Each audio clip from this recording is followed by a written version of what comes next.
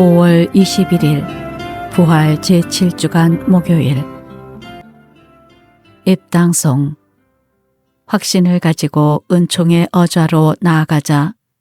자비를 얻고 도움의 은총을 구하자. 알렐루야.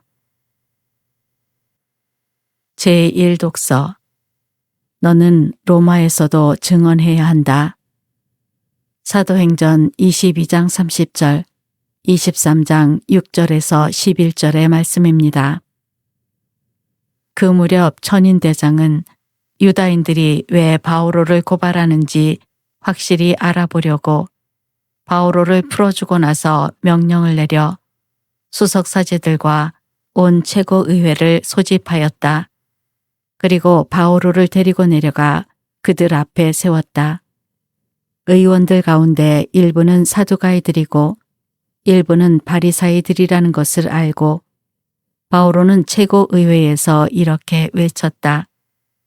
형제 여러분, 나는 바리사이이며 바리사이의 아들입니다. 나는 죽은 이들이 부활하리라는 희망 때문에 재판을 받고 있는 것입니다. 바오로가 이런 말을 하자 바리사이들과 사두가이들 사이에 논쟁이 벌어지면서 회중이 둘로 갈라졌다. 사실 사두가이들은 부활도 천사도 영도 없다고 주장하고 바리사이들은 그것을 다 인정하였다. 그래서 큰 소란이 벌어졌는데 바리사이파에서 율법학자 몇 사람이 일어나 강력히 항의하였다. 우리는 이 사람에게서 아무 잘못도 찾을 수 없습니다. 그리고 영이나 천사가 그에게 말하였다면 어떻게 할 셈입니까? 논쟁이 격렬해지자 천인대장은 바오로가 그들에게 찢겨 죽지 않을까 염려하여 내려가 그들 가운데서 바오로를 빼내어 진지 안으로 데려가라고 부대에 명령하였다. 그날 밤에 주님께서 바오로 앞에 서시어 그에게 이르셨다. 용기를 내어라. 너는 예루살렘에서 나를 위하여 증언한 것처럼 로마에서도 증언해야 한다. 주님의 말씀입니다. 하느님 감사합니다. 화답송 하느님 저를 지켜주소서. 당신께 피신하나이다. 하느님 저를 지켜주소서. 당신께 피신하나이다. 주님께 아뢰나이다. 당신은 저의 주님, 주님은 제 몫의 유산, 저의 잔. 당신이 제 운명의 제비를 쥐고 계시나이다. 하느님 저를 지켜주소서. 당신께 피신하나이다. 저를 타이르시는 주님 찬미하오니 한밤에도 제 양심이 저를 깨우나이다. 언제나 제가 주님을 모시어 당신이 제 오른쪽에 계시니 저는 흔들리지 않으리이다. 하느님 저를 지켜주소서. 당신께 피신하나이다. 제 마음 기뻐하고 제 영혼 뛰노니 제 육신도 편안히 쉬리이다. 당신은 제 영혼 저승에 버려두지 않으시고 당신께 충실한 이에게 구렁을 보지 않게 하시나이다. 하느님 저를 지켜주소서. 당신께 피신하나이다. 당신이 저에게 생명의 길 가르치시니 당신 얼굴 배우며 기쁨에 넘치고 당신 오른쪽에서 길이 평안하리이다. 하느님 저를 지켜주소서. 당신께 피신하나이다. 복음 환호송 알렐루야. 주님이 말씀하신다. 아버지, 아버지가 제 안에 계시고 제가 아버지 안에 있듯이 모두 하나가 되게 하소서. 아버지가 저를 보내셨다는 것을 세상이 믿게 하소서. 알렐루야. 복음. 이들이 완전히 하나가 되게 해 주십시오. 요한이 전한 거룩한 복음 17장 20절에서 26절입니다. 그때에 예수님께서 하늘을 향하여 눈을 들어 기도하셨다. 거룩하신 아버지, 저는 이들만이 아니라 이들의 말을 듣고 저를 믿는 이들을 위해서도 빕니다. 그들이 모두 하나가 되게 해 주십시오. 아버지, 아버지께서 제 안에 계시고 제가 아버지 안에 있듯이 그들도 우리 안에 있게 해 주십시오. 그리하여 아버지께서 저를 보내셨다는 것을 세상이 믿게 하십시오. 아버지께서 저에게 주신 영광을 저도 그들에게 주었습니다. 우리가 하나인 것처럼 그들도 하나가 되게 하려는 것입니다. 저는 그들 안에 있고 아버지께서는 제 안에 계십니다. 이는 그들이 완전히 하나가 되게 하려는 것입니다. 그리고 아버지께서 저를 보내시고 또 저를 사랑하셨듯이 그들도 사랑하셨다는 것을 세상이 알게 하려는 것입니다. 아버지, 아버지께서 저에게 주신 이들도 제가 있는 곳에 저와 함께 있게 되기를 바랍니다. 세상 창조 이전부터 아버지께서 저를 사랑하시어 저에게 주신 영광을 그들도 보게 되기를 바랍니다. 의로우신 아버지, 세상은 아버지를 알지 못하였지만 저는 아버지를 알고 있었습니다. 그들도 아버지께서 저를 보내셨다는 것을 알게 되었습니다. 저는 그들에게 아버지의 이름을 알려주었고 앞으로도 알려주겠습니다. 아버지께서 저를 사랑하신 그 사랑이 그들 안에 있고 저도 그들 안에 있게 하려는 것입니다. 주님의 말씀입니다. 그리스도님 찬미합니다. 사랑하는 교우 여러분, 여러분 안에 성령의 불이 활활 타오르기를 빕니다. 네, 보통 저희 본당에서는 아멘 하거든요. 왜냐하면 미사 이제 중간에 강론이 진행되는데 강론 시작할 때 찬미 예수님을 한 번 더 하면 미사가 중간에 끊어진 느낌이더라고요. 그래서 다른 인사말을 고민을 했었는데 이것보다 더 좋은 게 생각이 나지 않았습니다. 왜냐하면 최근에 복음 안에서 저희가 볼 수 있듯이 진리의 영께서 예수님께서 하신 말씀을 깨닫게 해주신다고 하셨거든요. 그러니까 성령이 아니면 예수님께서 주시는 진리의 말씀을 깨달을 수가 없게 되기 때문에 강론 시작 전에 성령의 도우심을 이렇게 청하게 됐습니다.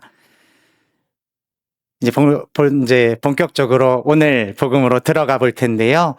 오늘 복음에서 예수님께서는 아주 특별한 기도를 하고 계십니다. 저는 이 사람들만이 아니라 이들의 말을 듣고 저를 믿게 될 이들을 위해서도 빕니다. 근데 생각해보면 지금 예수님이 제자들이랑 같이 있고 제자들을 위해서 먼저 기도하시거든요. 그러면 제자들을 위로하시고 격려하시는 자리일 텐데 제자들을 위한 기도 끝에 이들이 만나게 될 사람들을 덧붙이고 계십니다.